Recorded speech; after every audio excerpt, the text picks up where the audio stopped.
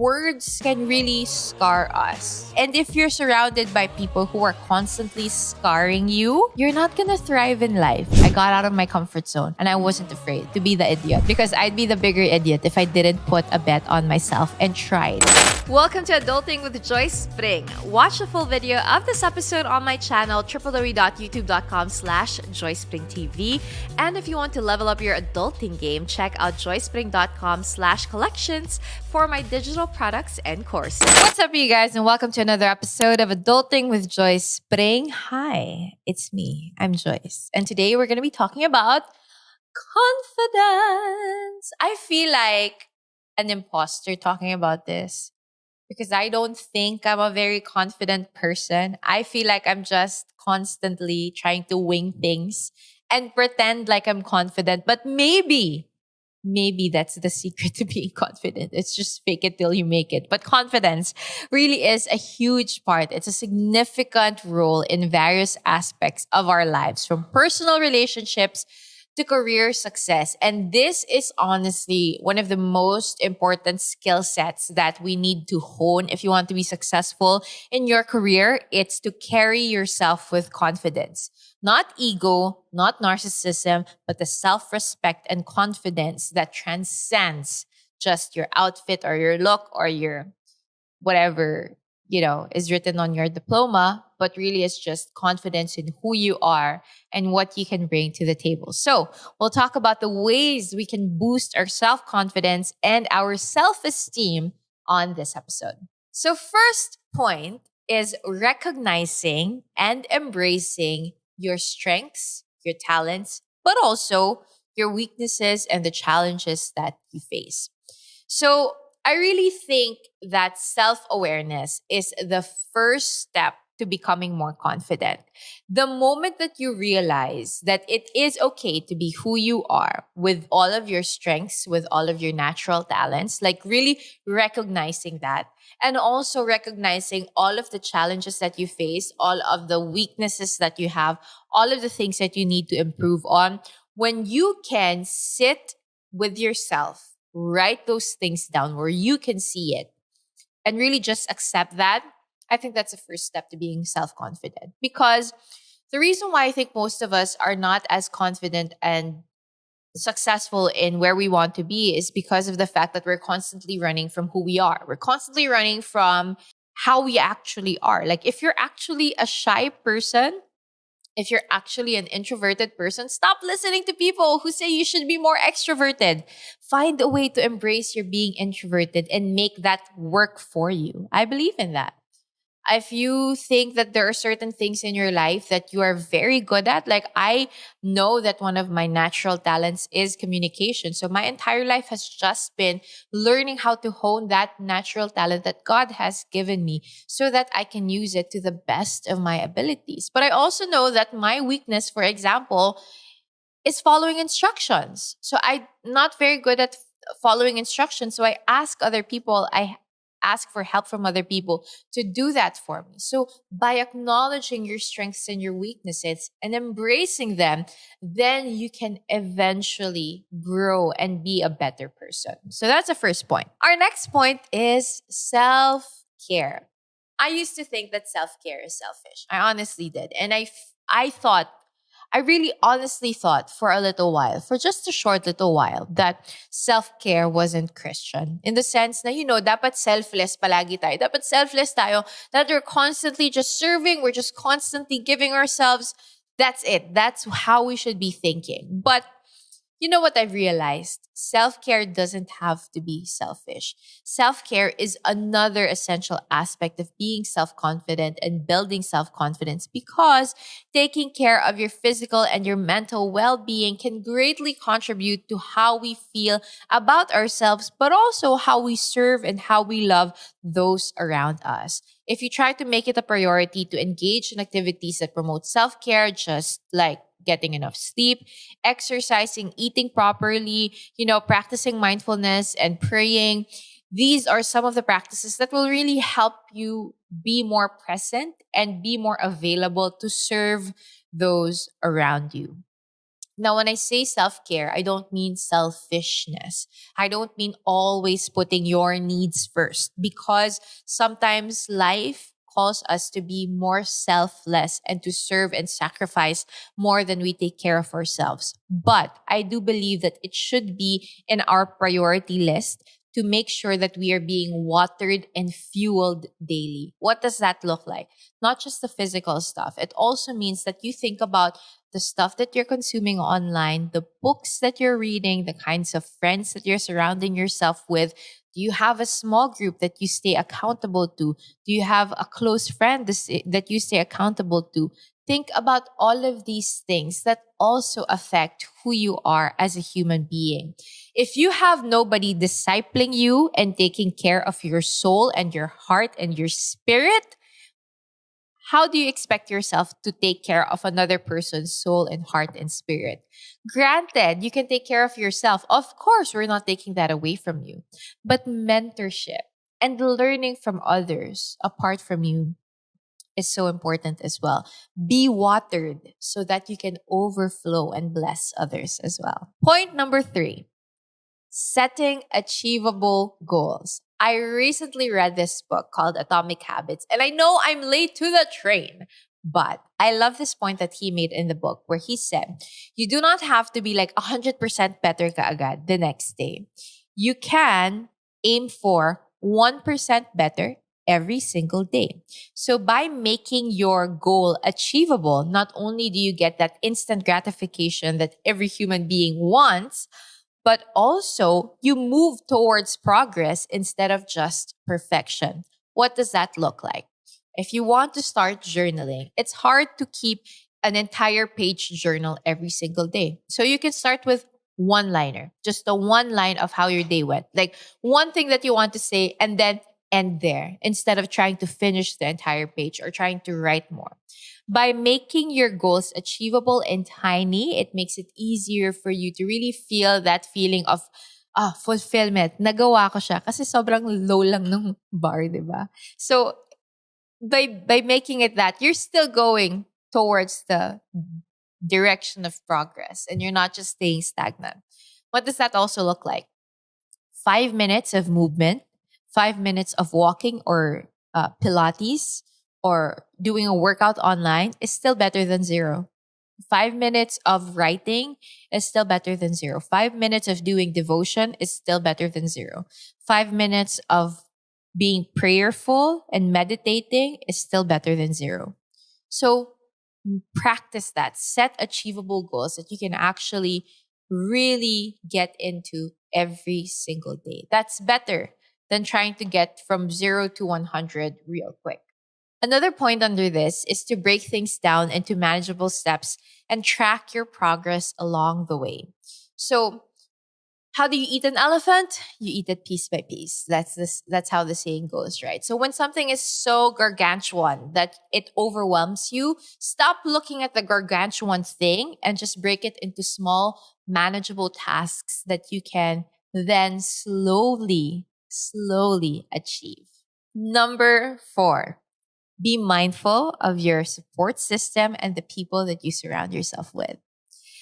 Let us surround ourselves with positive and supportive people that can have tremendous impact on our self-confidence. I tell you, the way that people speak around you and to you and about you will greatly affect your self-confidence. If you're constantly surrounded by people who say, di ka naman matalino eh. Wala ka naman mararating eh. Ano ka ba? Ito lang talaga yung kaya mo. My goodness, how do you expect yourself to go beyond what you are already right now? I remember when I was in high school, I will never forget this dude. He has scarred me for the rest of my life. But I remember he said to me, I feel like I said it before na, gusto ko maging singer, ganyan. Because music was my number one thing then. And he plain to my face said, alam mo, masyadong plain yung face mo. Wala ka naman mararating eh. Hindi ka ganun kaganda. And to this day, I carry that with a heavy burden in my heart. Na plain lang yung mukha mo, hindi ka ganun kaganda. Hindi ka talaga maganda. Ano ka lang, normal ka lang. Parang ganun yung sinabi niya sa akin. He said it in a more curt way that I can't recreate, but he said it that, and I was in high school this time. Imagine I'm 30 now with a very handsome husband and two beautiful kids. And still to this day, I remember him telling me that wala kang madarating sa showbiz or sa pagkakanta mo because your face is too plain. And I realized that words can really scar us. And if you're surrounded by people who are constantly scarring you, you're not going to thrive in life. I'm not saying cut them off because I do believe in the grace to help people become better people. You know, if they're horrible, please be that person that tells them, hey, you can be a better human being than just be mean, okay? You should be a kinder person. Be that person. Don't just cut people off. But I really believe that you have to surround yourself with life-giving people. What does this look like? My best friend since I was 9 years old, Faith Benitez, I'm going to shout you out because you are the best human being in the entire world, has always believed in me. She has always been a life-giving person. And she's like this. When I was in grade school and I would sing and I would doubt myself because I have a lower voice, like yung register ng boses ko mababa. Sabi niya sa akin, alam mo, hindi mo naman kailangan maging biritera. Maganda nga yung boses mo eh. Pag narinig ko yan sa radyo, alam kong ikaw yan because it's very distinct. That's how she is. Lagi niya ako sinasabihan, just normal na setup lang, sasabihan niya ako na, masyado ka kasing matalino, hindi mo naman alam yung mga ganitong jokes eh. Parang pang-asar, pero life-giving siya, diba? So you think matalino ako? Ganon. Or inaasar niya ako palagi pag na-mispronounce ko yung isang word, like, perfect. Pag sinabi kong perfect, sasabihin niya, wow, nagkamali, ganyan, ganyan, ganyan. So, perfect, ganyan. Tapos sasabihin niya, minsan ka lang magkamali aasarin na kita. So imagine being surrounded by a person like that who believes in you so much that even your mistakes they use to kind of encourage you as well. That's the kind of people that you should be with. Even one of my best friends, also Hannah, my best friend in New York, she would always encourage me. She would always say beautiful, encouraging things to me. That's the kind of people that you need in your life. For the seasons that you don't believe in yourself, you have to have people that do. Number 5, stepping out of your comfort zone. Challenging ourselves and stepping out of our comfort zone can be intimidating, but it's also an excellent way to boost our self-confidence. Here is my story of how I became a race car driver. I started hosting for Toyota in 2015. And when they were starting Vios Cup, host lang ako nito. So I would host the races, yung mga award ceremonies nila, and other stuff that would go on during the race day. After a few months, the bosses in Toyota were like, Joyce, you're an influencer, you're a quote-unquote celebrity. Can you be one of our celebrity drivers? And I was like, sure, let's do it. Let's go! 22 ako nito. Cut to, they enroll you to race school before you actually race cars in Toyota Vios Cup. And our instructor at that time, JP Tuazon, God bless him, we were all sitting in this classroom and he goes, guys, racing is pretty easy. It's more like a mind game, There's only one thing that you need to know, which is to drive stick or to drive manual. Your girl did not know how to drive manual. I had no idea. And we were already in the racetrack at this time. So yung classes nila in one of the rooms, there's a racetrack. So after nung usapan in the classroom, you then have to go down into the racetrack, into your cars, and start doing slalom practices and other things. Kinailangan nila akong turuan how to drive stick shift on that day itself. So, nandun ako sa may parking na side habang yung ibang mga kaklase ko andun na sa race track. Nagtatry na sila ng slalom. At ako, tinuturuan pa lang nila ako kung paano mag-drive ng manual. Ending, because I just wanted to be able to do this. I wanted to get out of my comfort zone. I wanted to try something that I had no idea how to do. I borrowed a car. I borrowed two different cars for like a couple of months and I started driving stick in Manila. Ilang beses ako namatayan sa gitna ng EDSA dahil traffic. Ilang beses ako namatayan dun sa pa-incline. Naalala ko to. Kasama ko pa yung lolo ko. God bless his soul. Kasama ko pa yung lolo ko. Nag-CCF kami. Tapos pataas yung parking. Tapos talagang namatayan na ako. So, takot ako na maatrasan ko yung kotse sa likod. So, hinandbrake ko siya. Tapos, saka ko siya inopen ulit. Tapos, naggagas ako bago ko i-release ulit yung handbrake pataas para hindi ko maatrasan. Crazy. But guess what? Nanalo ako. Nag-podium ako. Nag-driver of the day pa ako. I mean, that's the only way that you get out of your comfort zone. So, what I'm trying to say is, I'm not saying that magaling ako. What I'm trying to say is, I was an idiot once, but then I became an award-winning race car driver. Because you can do that too. If you're an idiot right now, take it from another idiot. You don't have to stay an idiot. You can get the chance to learn. You can be humble enough to say, yeah, I'm an idiot. I have no idea what I'm doing, but I'm willing to learn and I'm willing to try. And guess what? That's the most important thing that you need in life. It's not for you to be completely the most talented, the most interesting, or the most intelligent person in the room. No, you just have to be the grittiest person in the room. You just have to want it more than anybody else. Because trust me, I have always been in rooms where people were prettier than me, more talented, had better backgrounds, had more money, had more skill sets, had everything laid out for them better than I did. But by God's grace, the Lord gave me opportunities to get out of my comfort zone and I answered that calling. I got out of my comfort zone and I wasn't afraid to be the idiot. Because I'd be the bigger idiot if I didn't put a bet on myself and tried. Because what am I going to lose, right? And finally, I would say that the biggest way for you to be self-confident is to not be self-confident. Hear me out. Confidence lies in who you are, right? But who you are will not always be stable. For me, for you to be able to be confident, you have to have God confidence. You have to have confidence in who God has made you to be.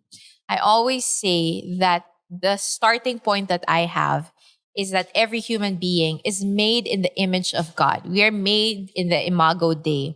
So that means that we have intrinsic value. Meron tayong value kahit na ano pa yung history natin, ano pa yung weaknesses natin, ano pa yung strengths natin. Ang starting point ng buhay mo at value mo as a person is that you are made in the image of God and that God has promised in His Word that He has plans for those who love Him and are called according to His purpose. That all things work together for good for those who love Him and are called according to His purpose. So instead of constantly doubting yourself and saying, hindi ko kaya to, hindi naman ako ganito, why don't you shift your perspective from self-confidence to God confidence and understand that God has made me in His image, one.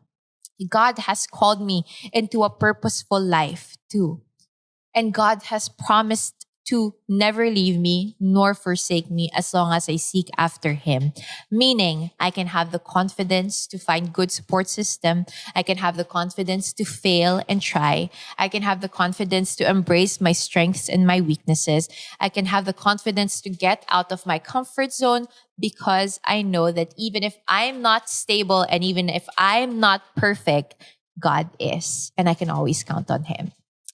So that's it, you guys. I hope that this episode encouraged you to have more confidence, joy, and hope in your life. And we are actually doing some incredible new projects with Telos Life Academy. If you guys want to join us in life workshops, we're calling them workshops that will help you be more confident, to learn about public speaking, to learn about content creation, you can follow Telos Life Academy. But in the meantime, that's it for this episode of the podcast. We'll see you again soon. Paalam. That's it for this episode of Adulting with Joyce Pring. If you liked this podcast, please don't forget to use the hashtag Adulting with Joyce Pring and also check out www.joycepring.com for the show notes and tag me on social media with you know it at Joyce Pring. I'll talk to you guys again soon. Paalam!